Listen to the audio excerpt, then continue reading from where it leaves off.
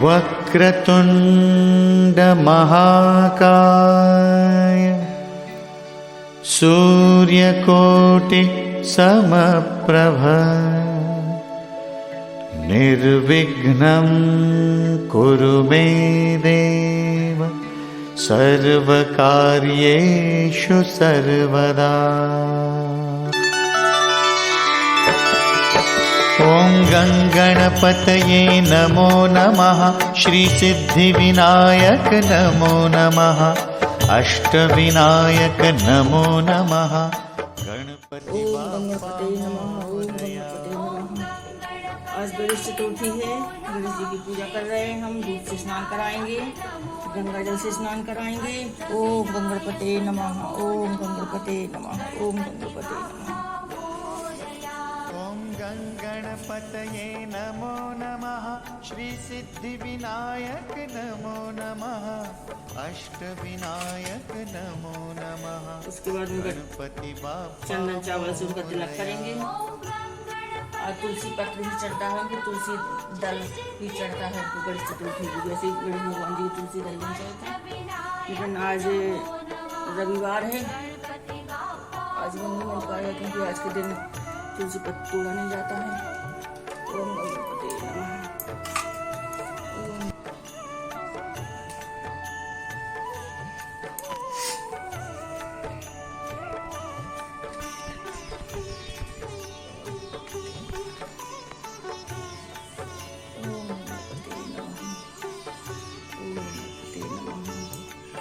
दूबा चढ़ाएंगे। गणेश जी को दूबा बड़ी पसंद है।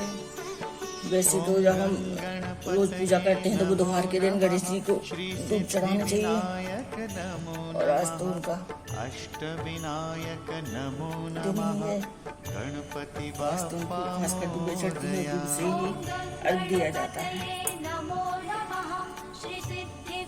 ओम गणपति नमः, ओम गणपति नमः।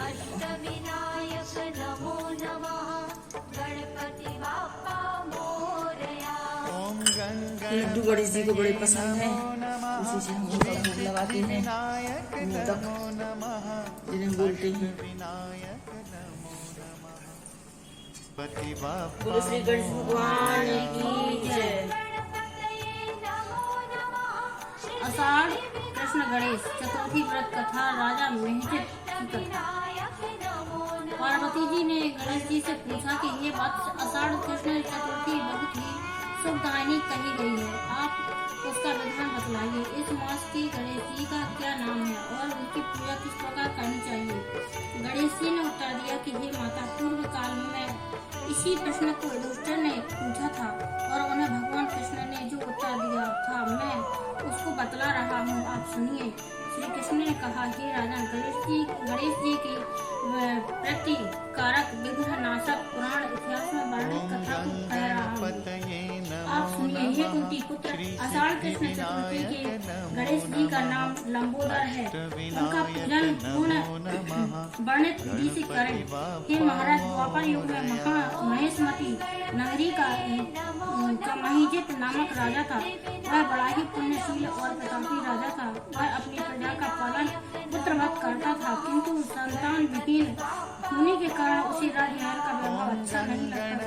वेदों में निसंतान का जीवन व्यर्थ माना गया है। यदि संतानहीन व्यक्ति अपने पितरों को जल दान देता है तो उसके पितृगण उस जल को गर्म जल के रूप में ग्रहण करते हैं। इसी ऊहापोह में राजा का बहुत समय व्यतीत हो गया। उन्होंने पुत्र प्राप्ति के लिए बहुत से दान यज्ञ आदि कार्य किया, फिर भी राजा की पुत्रोत्पत्ति न हुई। जवानी ढल गई और बुढ़ापा आ गया, किंतु वंश वृद्धि न हुई। तदनंतर राजा ने विद्वान ब्राह्मणों और प्रजाजनों से इस संदर्भ में परामर्श किया। राजा ने कहा कि हे ब्राह्मणों तथा प्रजाजनों, हम तो संतानहीन हो गए, अब मेरी क्या गति होगी। मैंने जीवन में तो किंचित भी पाप कर्म नहीं किया। मैंने कभी अत्याचार द्वारा धन संग्रह नहीं किया। मैंने तो सदैव प्रजा का पुत्रवत पालन किया तथा धर्माचरण द्वारा ही पृथ्वी का शासन किया। मैंने चोर डाकुओं को दंडित किया, इष्ट मित्रों के भोजन की व्यवस्था की, गो ब्राह्मणों का हित चिंतन करते हुए शिष्ट पुरुषों का आदर व सत्कार किया। फिर भी हे द्विज सप्तमो, मुझे अब तक पुत्र न होने का क्या कारण है? विद्वान ब्राह्मणों ने कहा, हे महाराज, हम लोग वैसा ही प्रयत्न करेंगे जिससे आपके वंश की वृद्धि हो। इस प्रकार कहकर सब लोग युक्ति सोचने लगे। सारी प्रजाएं राजा के मनोरथ की सिद्धि के लिए ब्राह्मणों के साथ वन में चली गई। वन में जाकर वे लोग द्रुत गति से इधर उधर परिभ्रमण करने लगे। उन लोगों को उसी समय एक श्रेष्ठ मुनि के दर्शन हुए। वे मुनिराज निराहार रहकर तपस्या में लीन थे।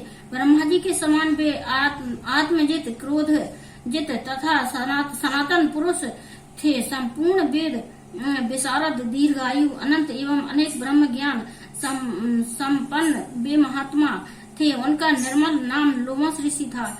प्रत्येक कल्पांत में उनके एक एक रोम पतित होते थे, इसलिए उनका नाम लोमस ऋषि पड़ गया।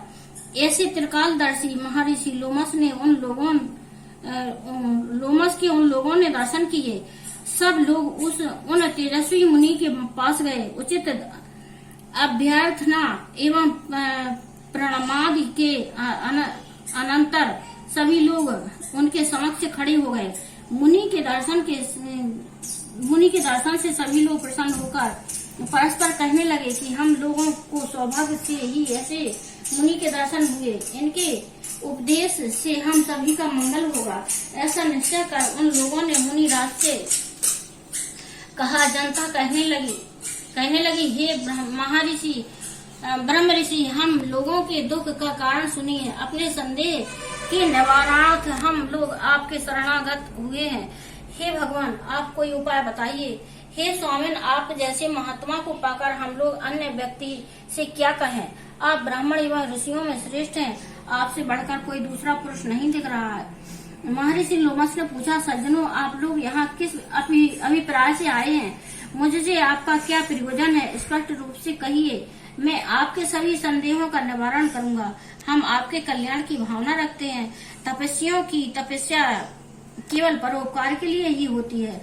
प्रजाजनों ने उत्तर दिया, हे द्विज श्रेष्ठ, हम लोग जिस महान कार्य की सिद्धि के लिए यहाँ आए हैं उसे सुनिए। हम लोग महेशमती नगरी के निवासी हैं। हमारे राजा का नाम महिजित है। वह राजा ब्राह्मणों का रक्षक, धर्मात्मा, दानवीर, सूरवीर एवं मधुर भाषी है। उस राजा ने हम लोगों का पालन पोषण किया है, किंतु ऐसे राजा को आज तक संतान की प्राप्ति नहीं हुई। हे भगवान, माता पिता तो केवल जन्मदाता ही होते हैं, किंतु राजा ही वास्तव में पोषक एवं सर्व संवर्धक होता है। उसी राजा के निमित्त हम लोग ऐसे गहन वन में आए हैं। हे महर्षि, आप कोई ऐसी युक्ति बताइए जिससे राजा को संतान की प्राप्ति हो, क्योंकि ऐसे गुणवान राजा को कोई पुत्र न हो, यह बड़े दुर्भाग्य की बात है। हम लोग परस्पर विचार विमर्श करके इस गंभीर वन में आए हैं। उनके सौभाग्य से यहाँ हम लोगों ने आपका दर्शन लाभ किया है। ऐसे मुनिवर किस व्रत, दान, पूजन आदि कर्म का अनुष्ठान कराने से राजा को पुत्र होगा? आप कृपा करके हम सभी को बतलावें। प्रजा की बात सुनकर महर्षि ध्यान मग्न हो राजा के उपकार के लिए कहने लगे। महर्षि लोमस ने कहा, हे ब्राह्मणों, आप लोग ध्यान पूर्वक सुनो। मैं संकट नाशन व्रत को बतला रहा हूँ। यह व्रत निसंतान को संतान दायक एवं निर्धन को धन देता है। आषाढ़ कृष्ण चतुर्थी को एक दंत गजानन नामक गणेश जी की पूजा करें। पूर्वोक्त विधि से राजा व्रत करके श्रद्धा युक्त हो ब्राह्मण भोज करावे और उन्हें वस्त्र दान करें। गणेश जी की कृपा से उन्हें अवश्य पुत्रोपलब्धि होगी। महर्षि लोमस की यह बात सुनकर सभी लोग करबद्ध होकर उठ खड़े हुए। नतमस्तक होकर दंडवत प्रणाम करके सभी लोग नगर में लौट गए। वन में घटित सभी घटनाओं को प्रजाजनों ने राजा से बताया। पुरजनों की बात सुनकर सम्मानकारी विमल बुद्धिधारी राजा बहुत ही प्रसन्न हुए और उन्होंने श्रद्धा भक्ति और विधिवत गणेश चतुर्थी का व्रत करके ब्राह्मण को भोजन वस्त्र आदि का दान दिया।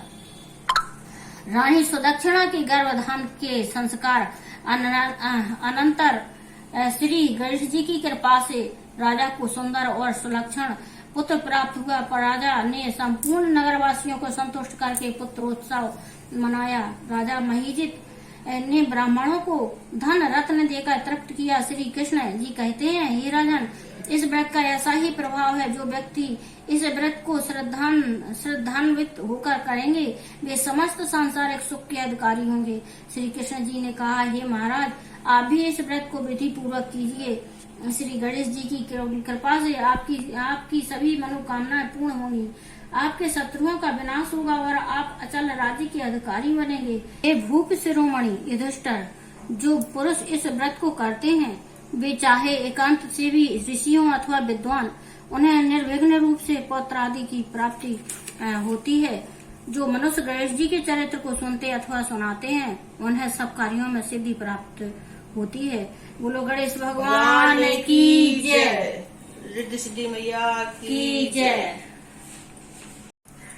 अब श्री गणेश भगवान जी को अर्घ देते हैं। इटिया न खिसले दुधिया न मैली हुई, माई पूत बिछड़न न पड़े। इटिया न खिसले दुधिया न मैली हुई, माई पूत बिछड़न न पड़े।